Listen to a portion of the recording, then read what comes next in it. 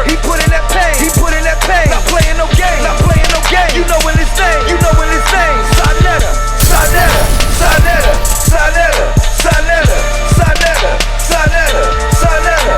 Sonetta. Black power. Black power. Black king. Black king. Black queen. Black queen. Peace and black power family. Welcome to another Sonetta TV House of Consciousness production. You already know what it is. I'm here with Stay Woke TV 101. And of course, we got the street legend in the building. He go by the name of Bezo. I know a lot of you brothers out there know who this brother is. And y'all sleeping on this brother. This man right here been through a lot. So I'm trying to see what I could get out of him right now to tell us some stories for you young brothers that's growing up thinking that you done did everything. Man, we see you. We done been there. We done that shit. Without any further ado, yo, Shaft, take it away, brother. Yeah, Bezo, just give me a little rundown on how you was raised, where you from and all that. What's up? I'm Bezo. I'm from Brooklyn. Born and raised. Rep Brooklyn to the fullest. But I've been up in Harlem for the past, 35 years, 35, 40 years. Just repping. What part of Brooklyn you from? I done lived all over Brooklyn. Bed-Stuy, East New York. Shit, I used to babysit Biggie. Oh, yeah? That's some true shit. I got pictures in my phone to show. I used to babysit Biggie when Biggie was a kid. I taught Biggie how to fight. You know, I used to pick him up from Catholic school, bring him to daycare center. You know, I used to live on St. James and Gates, between Gates and Fulton. I used to live on Washington between Gates and Fulton. Oh, so you over there, you know Gutter and Seas and all of them, all huh? of them. You over there. Seas, all of them. All right, all okay, so you Brooklyn. Yeah, Larry, all right. I know all of them. Hawk, Oz, I know everybody. Kev, Webb, we all went to school together over there. All right, so we talk about Brooklyn, so we're going to get on to Biggie real quick. How was Biggie? Like, you know what I'm saying? What type of person was Biggie to you in your eyes? You know what I'm saying? Well, we got the industry Biggie and we got the... Nah, I can't relate to the industry Biggie. And the Biggie that I know was the little kid that never needed or want for nothing. Biggie's family was the family that everybody, if they was cool with his family, moms send you a note over his mother's house, I need some sugar, you have some flour, or something like that. They had it. Oh, all right. Miss Wallace, she had a job. I believe she was a nurse. And everybody else, you know what I'm saying, was struggling on welfare, you know, and that's how that came about. All right. So then, so did you see Biggie? Remember that time when I seen the video they got Biggie when he was on the block, when he was rhyming? When I first seen Biggie, when I first heard of Biggie, is when I came down for my grandmother's funeral. This might have been, I want to say 91. Came down from Canada because I took my show on the road. I started getting into some other things, and I was up in Canada, Montreal, and I came down for my grandmother's funeral. And I was on, I went down to Midtown on the Deuce. Like, if you was down on the Deuce and you made it down on the Deuce, you can make it anywhere. Yeah. So I was down on the Deuce, and I was walking, and somebody go, Brian? So I stopped and I look, I'm like, Brian, who the fuck know me by my government? And I turn, I'm looking at him, and he's like, it's me. It's Big, it's Chris, it's Chris. I'm like, Chris? Big old fat kid. And he's like, Christopher Wallace from St. James. I'm like, oh shit, what's up, kid? Goddamn, you got Big. He said, yo, come check me out tonight. I'm performing tonight. I said, what? He said, yeah, I'm performing tonight at the Muse. It was to be a club downtown in the Meatpacking District called the Muse. I'm like, yeah, all right. All right, I'll be there. So me not knowing, I'm coming from Canada. The hip-hop shit, I'm not used to it up there in Montreal. Yeah. But my niggas that I'm with that's hustling on the Deuce, I'm like, yo, B, you know her? You know something right there? I'm like, yeah, I used to babysit that little nigga. He ain't no little nigga now. He said, yo, B, that's the nigga. That's the nigga that got the shit on the radio right now that just signed to Buffy. And I'm like, yeah, all right. And you know. So he said, yo, B, we going, let's go to the Muse. I said, all right, we going. I get to the Muse, never forget the black boy, Jazzy Jeff, was DJing. And Big got up there, and he tore the motherfucking show down. What song did he sing, if you remember? I can't remember the song he sang. It was whatever his first single, back in 90, 91. I mean, I think he had Party and Bullshit. He had, didn't he have Juicy? Bullshit. It might have been Juicy. Yeah, he had Juicy. I think it was Juicy and Party and Bullshit. Or Juicy Party and Bullshit, and I forgot all the other joints he had. But it was one of his fire joints that he had did. From there, I went back to Canada, doing my thing up there, you know, and I had to come back from Canada because I had to put some work in up there, and I got back to New York, and I was living down in Times Square at the time. I lived down there for like 2 years. 93, I moved to Queens. I still was doing my thing. 94, I got shot. I got shot in the head, June 6th, on my sister's birthday.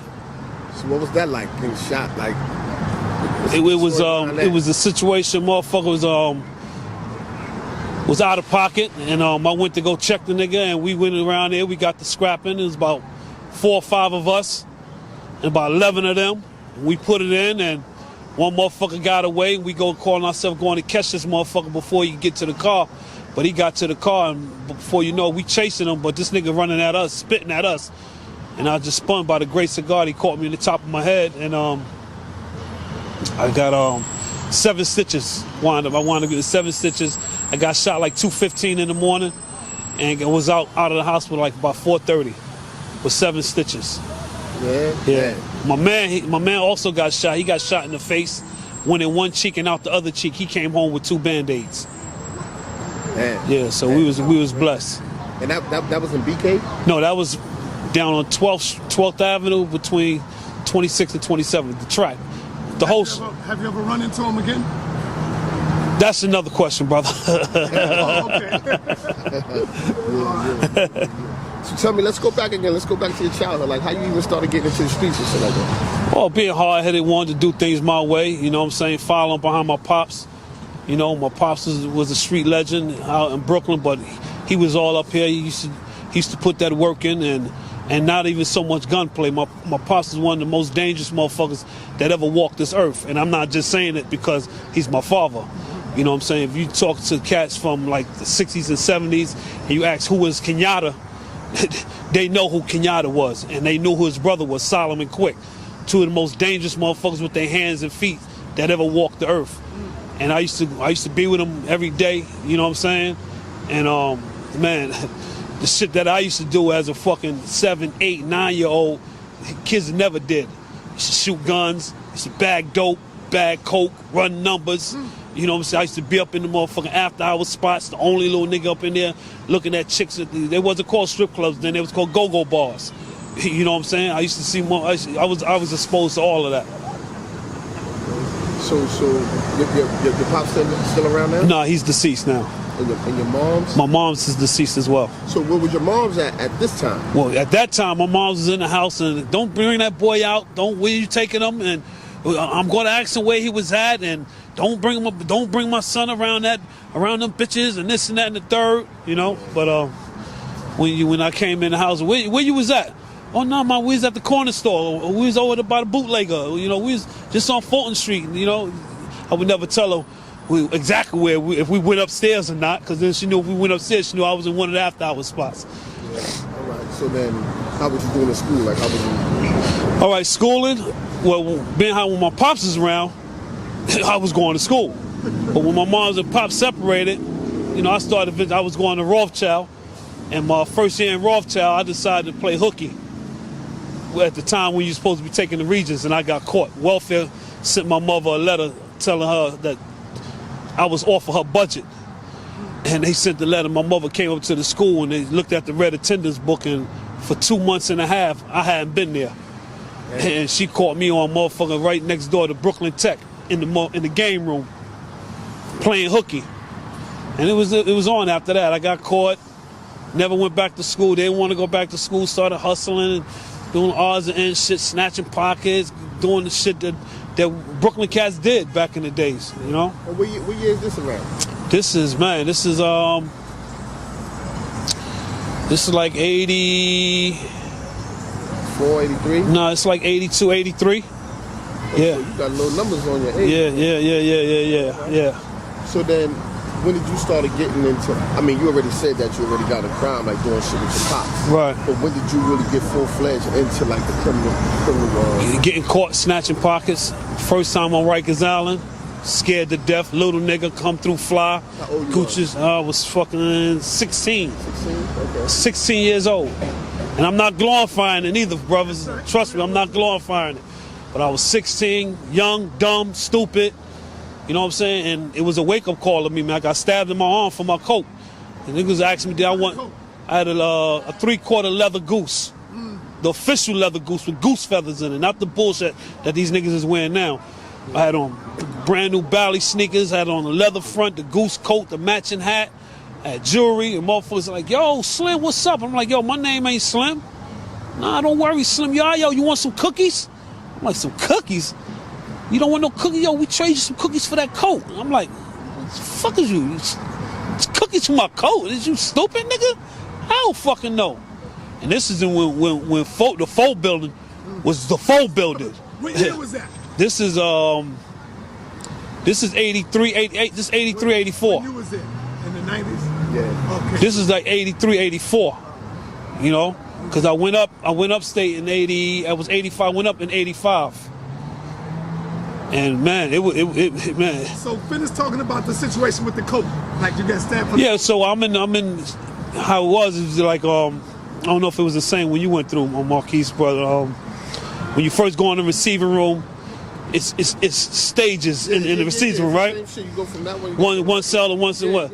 So I'm in the first cell, and the motherfuckers came in because basically the police was letting niggas run to jail. Whoever worked the receiving room, niggas coming and scoping niggas out, seeing what they could get. My first time through, I'm like, I don't know what the fuck is going on. I'm just hoping to get bailed out some kind of shape, form, or fashion. I knew my mom's was gonna get it. I'm just hoping my mother called my grandmother, somebody come get me up out of here. To no avail. That didn't happen. So the cats rolled up in the cell. I'm like, yo, Slim, yo, what's up? What you want to do for that coat? I'm like, fuck you mean what I want to do for my coat? I'm fighting, you know? That's the only thing I knew. I was fighting. But I'm 100 pounds soaking wet. So he left. I got sent to the next motherfucking cell, a little bit further away from the police desk, and niggas came and got at me. Niggas tried to, they swear they ain't tried. They stabbed me. I don't know where they was gonna stab me, but I got caught in my arm. So I jump up and somewhat started dry snitching. Yo, y'all trying to jump me, motherfucker? I start playing the game. So I ain't say help police, but I'm like, oh, y'all trying to jump me? And I'm making a whole bunch of noise, and the police, they like, what's going on in the cell too? What's going on, cell? I'm like, ain't nothing, CO. It ain't nothing, CO, you know?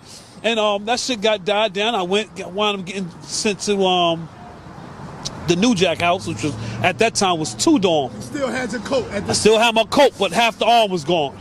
Cause I stood up and I ripped the bitch off and said, if I can't have it, ain't nobody having it. Yeah. Went to 2 dorm, and of course, niggas knowing niggas and how the process is. Yo, we got somebody coming through leather front. He got jewelry. You know, he got a ring, got a chain, he got an earring, he got the new Bally sneakers. Yo, we coming through there. I'm in 2 dorm and sure as shit. Where they put the New Jack at, they got the shit. Put me way at 50 bed in the back of the motherfucking dorm. So I'm way in the back of the motherfucking dorm.